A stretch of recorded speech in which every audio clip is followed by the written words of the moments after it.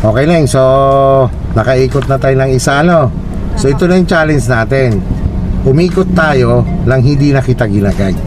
Ha? So sige. Kung mo lang gagawin, signal your intention syempre.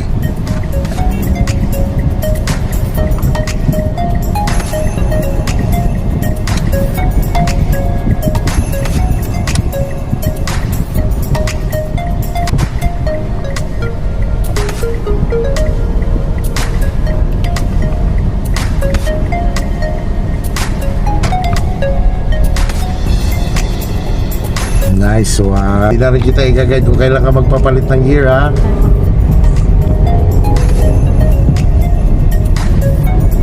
Stay on your lane ka lang. Focus ka lang sa ginagawa. Paikot ka lang mag-isa, no?